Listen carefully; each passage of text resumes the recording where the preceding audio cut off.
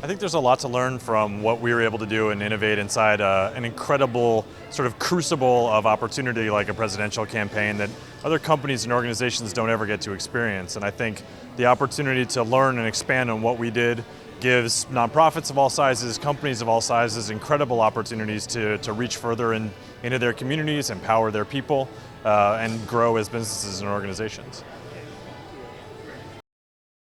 Look, I think the most important thing that I'm going to talk about tonight is that before we talk about the tactics of digital strategies and technologies, the most important thing to know is know about who you are and what your purpose is as an organization.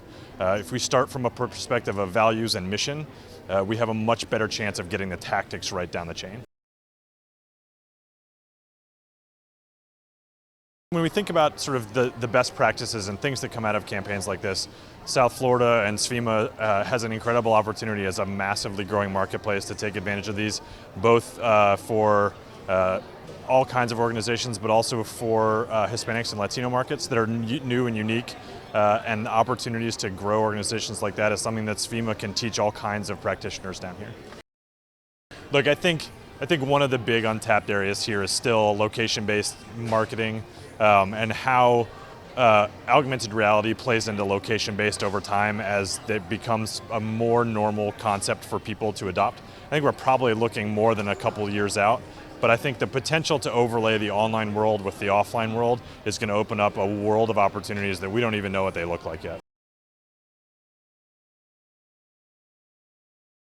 At the end of the day, most organizations don't, their sort of most essential business outcome is not online.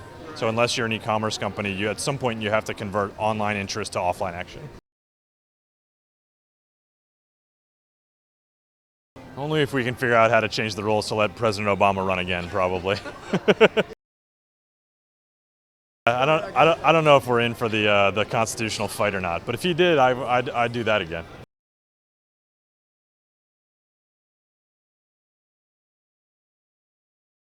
It gives us a sense of who we are and what we're trying to achieve, and then how we're going to define success. And this part is really important, because mission has to be about a goal. In politics, this is easy, right? This is easy for us. We have a binary outcome. We're going to either win or we're going to lose. And it's going to get measured in votes, right? We agree to the sort of the landscape of the competition is very clear. It's well agreed to. It's not something we have to debate. In a nonprofit organization or in a company, this is complicated. This is not something we can take for granted, because the answer is not make more money, right? That may be part of what we're trying to do as a business, but if that is as granular as we get about our goals, we're in a lot of trouble. And we need to understand, what does it mean to succeed, so we know whether what we're doing is working. We know whether what we're doing is driving towards the purpose, with the mission that we set out to achieve. For us in the campaign, this is always about votes. Understanding success is always about the concept that at the end of the day, we need more votes in the states that matter most to get us to 270 electoral votes. And the clarity of purpose that comes from that means that we can assess, as we get into strategy, we can assess all of our programs with the clarity of purpose of, how does this help us win? We have a very simple question. It was on my desk every day, especially at the beginning of the campaign when we were talking about a million amazing ideas. How does this help us win? How does this help us get more votes? Targeted sharing, right? You are connected to all kinds of people all over the country. Sharing information randomly about the president might be helpful, but it might be really meaningless. What we want is for you to help share our online voter registration platform with your friends who aren't registered to vote. You might not know who those people are. We do. We have a national voter file, right? We know which of your friends aren't on the voter file. So if you're willing to connect to the campaign, we can make your engagement of your friends more effective, right? And it allows us to say, share this with this person, not just sort of the random, and you've seen this especially in politics and advocacy organizations, where you go to share something about the president or the candidate you like, and all of your friends all have the same post all on the page, and it's just bouncing around in a little progressive echo.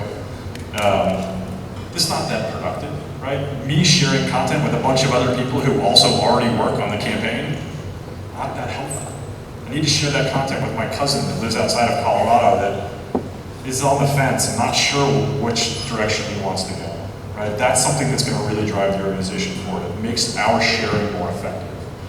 It also embodies a principle that I think is worth taking away here, which is that the second circle of activation is really important to think about. We spend a lot of time, politics in particular, preaching to the choir. We have Obama community, we have 35 million fans on Facebook. Those people are largely already for us, right? Those people they've committed a public affiliation to us that suggests they're probably for us. So asking them if they support us is not that valuable an action to take. But those 35 million people are connected to basically the entire voting population of the country. How can we empower the first circle to communicate with the second? How can we make them effective advocates in their own networks beyond what we're capable of doing in trusted ways, that relationships that we don't have, to draw the new people into the organization, to convince new people to be part of our mission?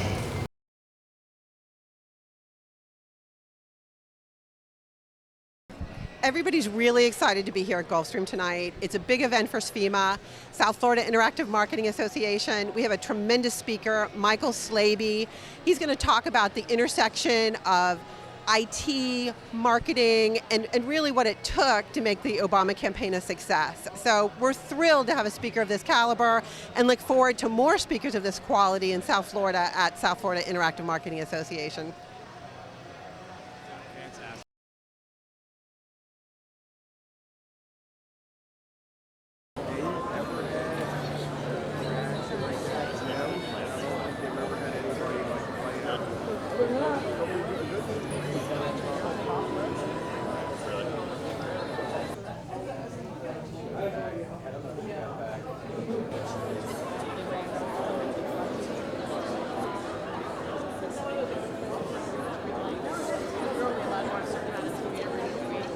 Weird, like